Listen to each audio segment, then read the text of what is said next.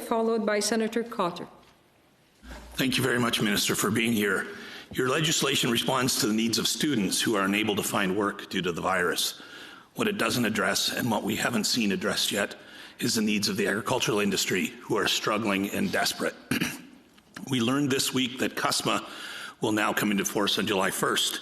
The dairy industry was hoping for an implementation date of August 1st so as to accommodate the National Dairy Year. Consequently, they're on track to lose $100 million over the course of this current fiscal year. In recent weeks, various industry organizations, as well as recently yesterday, the Canadian Federation of Agriculture has called for emergency funds for the industry. Further, as a result of COVID-19, the agriculture industry is struggling, and in my conversations with stakeholders, I hear desperation. The Canadian Emergency Student Benefit could actually provide a financial disincentive to students to perform work in the farm and agri-food sector that they would normally undertake during the summer months. Minister, how will the need to address this serious labour shortage in the agricultural industry, how was it considered in crafting this benefit for students? As well, when and in what format might we see other government support for a Canadian agricultural industry? I thank you, Senator, for your question, and in fact have a number of dairy farms in my own riding and may or may not have a particular calf named after me because of some assistance I gave one farm.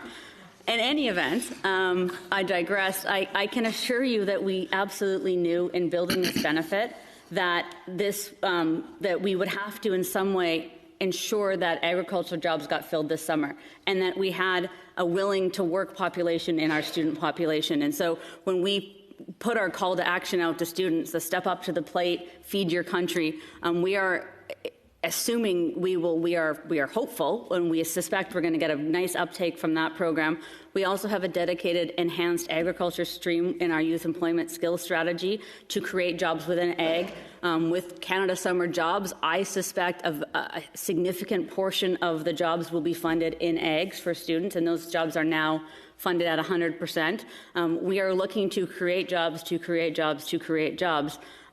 all the while needing to ensure that there was some kind of support for students in the event that those jobs didn't materialize for individuals.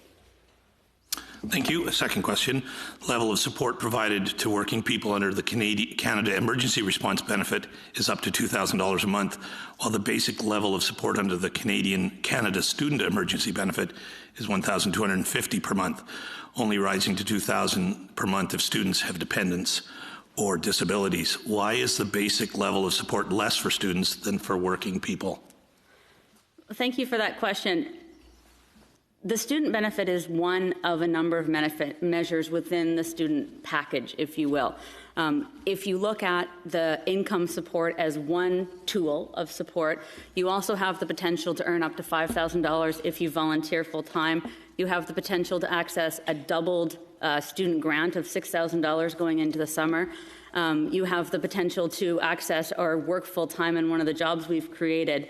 So when you do the math, and we really talked a lot with student associations in creating this package, we felt it was more appropriate to support students completely, not just by an income support measure, but to give them access to other sources of funds in order to help support them.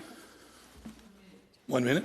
I also know that there's a comprehensive review scheduled for the bill by September 2021. My question is, what is the estimated cost to the government of administering the Canada Student Emergency Benefit? Our best estimate at this point for 1 million students is $5.2 billion.